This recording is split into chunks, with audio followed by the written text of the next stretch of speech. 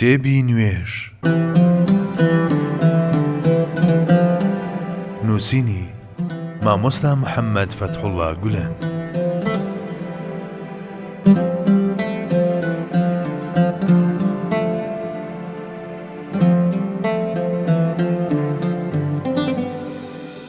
پێنج گرنگی گوێڕایەڵیکردنی پێغەمبەران. ئادەمیزاد بە لێکۆڵینەوە لە شتانی ناو گەردوون دەتوانێت بە هەندێک زانیاری بگات و لە سایی ئەم زانیاریانەشدا بڵێت خوایەک هەیە. بەڵام لەم ڕووەوە ناتوانێت دەوەرەقەی کوڕی نەوفەل کە پێش هاتنی پێغەمبەرمان صلی الله عليه وسلم وەک حەنیفێک ژیاوە و زەیدی ئامۆزای حەزرەتی عومەر ڕەزای خوای لێبێت شتانێکی زیاتر بڵێت. ئەمە زیاتر وەگەوە وایە پێکەوە لە ژوورێکدا بین و لە دەرگا بدرێت. یەکەم دەرەنجام کە بە عەقڵ دادێت ئەوەیە کەسێک لەو دیوی دەرگاکەوەیە. مرۆڤ دەتوانێت لە دەنجی دەرگاکەوە هەندێک هەڵێنجان و دەرەنجامگیری دەربهێنێت. بۆ نمونە ئەگەر دارای ڕیتمێکی دیاریکراو بێت دەڵێت بوونەوەرێکی خاوەن شعور لەو دیوی دەرگاکەوەیە. خۆی لە خۆیدا هەتا چاونەی بینێت ئەو دەرەنجامانەی عەقڵ پێیان دەگات هەر ئەمەندە دەبێت. وتنی شتانێک لەسەر زانینی ئەو دیوی دەرگاکە دوجار لە چوارچێوەی پێشبینیدا دەمێنێتەوە. مێتافۆری ئەشکەوتەکەی ئەفلاتۆن ڕوونکردنەوەیەکی جیاوازی هەمان ئەم ڕاستیەیە. ئەو بانگەشەی ئەوە دەکات کە زانیاری مرۆڤ دەربارەی شتان تەنها لەسەر ئاستی سێبەرەکانیان یان ڕنگدانەوەی وێنەکانیان لەسەر دیواری ئەشکەوتێک دەمێنێتەوە. لە کاتێکدا زانیاری ڕاستەقینە لەسەر بوونەوەرانی دەرەوە تەنها بەوە دەبێت کەسێک لە دەرەوە بێت و زانیاری تەواو بە کەسانی ناو ئەشکەوتەکە بگەێنێت. ئەگەر لە یەکچوونێک لە نێوان حاڵەتی ئەو کەسە و دامەزراوەی پێغەمبەریەتیدا ڕێک بخەین دەتوانین بڵێین مرۆڤەکان تەنها لە ڕێگەی پێناسە و فێرکاری پێغەمبەرانەوە صلی الله عليه وسلم دەتوانن بە تەواوەتی باوەڕ بەبوونی بەدیهێنەر بهێن و زانیاری قەتعی دەربارەی بەدەست بهێنن.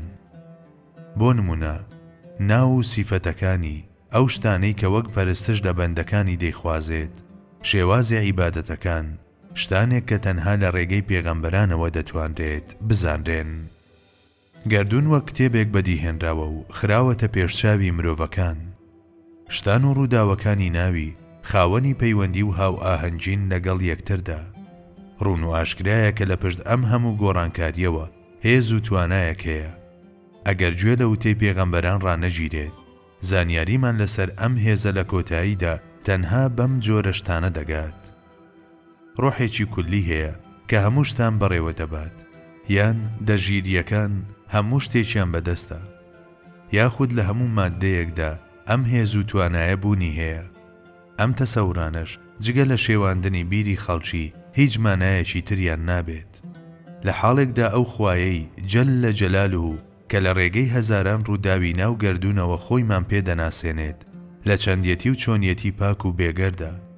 لە چوارچێوەی پێوەرە تەسەوفیەکاندا هەرچیەک دەربارەی ئەو بوترێت دیسانیش ذاتی باری غەیری ئەو شتانەیە کە بە عەقڵی مرۆڤ دادێن.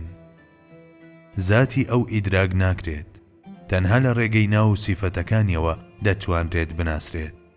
ئەمەش تەنها بەوە دەبێت کە فیکر، عەقڵ و ڕۆح بەڕابەرایەتی پێغەمبەرەکان بخرێنە کار. لەم بابەتەدا تاکە ڕێگا بۆ بەهەڵەدا نەچوون ئەوەیە گوێ بۆ پێغەمبەران ڕابگیرێت کە نوێنەرانی ڕێگای هەرە ڕاستن.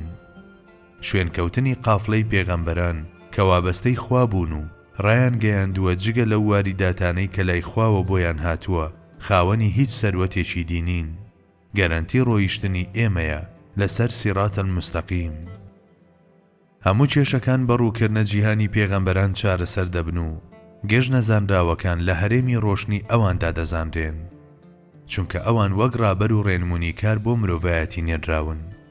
خوای گەورە چونکە پێویستی مرۆڤی بە پێغەمبەران زانیوە هیچ کۆمەڵگایەکی بێ پێغەمبەر نەهێشتوەتەوە. سەر لە هەر جێیەکی ئەم جیهانە بدرێت، گەشت بۆ هەر پارچەیەکی کات بکرێت، بێگومان دەنجی پێغەمبەرێک دەبیسترێت کە دەفەرموێت ئەی گەلەکەم بەندایەتی بۆ خوا بکەن، هیچ هاوڵێکی بۆ دامنێن. قورئان بەم جۆرە ئەم ڕاستیە دەردەبڕێت. ولقد بعثنا في كل أمة رسولا أن اعبدوا الله واجتنبوا الطاغوت. هەتا ئادەمیزاد سەر بۆ کەسانی وە خۆی نەوی نەکات، شوێن بتو تۆمەکان نەکەوێت، پشت نەچەمێنێتەوە بۆ کەسانی بەخوا کراو. لەبری ئەمە تەنها و تەنها بەندایەتی بۆ خوا بکات و داوای یارمەتی لەو بکات. ئیماندارێکی ڕاستەقینە لەو دوعای قونوتەدا کە هەموو ڕۆژێک دەیخوێنێت دەڵێت: اللهم إنا نستعينك ونستغفرك ونستهديك ونؤمن بك ونتوب إليك ونتوكل عليك ونثني عليك الخير كله، نشكرك ولا نكفرك ونخلع ونترك من يفجرك. بەمەش وابەستەی خۆی بۆ ئەو عەهد و پەیمانە دووپات دەکاتەوە کە لەگەڵ خوا جەلە جەلاله و بەستوویەتی. هەروەها خوای گەورە لە پێناو کار ئاسانی لە خۆیان و بە زمانی خۆیان پێغەمبەری بۆ هەر گەل و هۆزێک ناردووە. وما أرسلنا من رسول إلا بلسان قومه ليبين لهم. لە ئاەتێکی تر کە ڕووی لە پێغەمبەرمانە هەمان مانا دیارە. فإنما يسرناه بلسانك لتبشر به المتقين وتنذر به قوما لدا.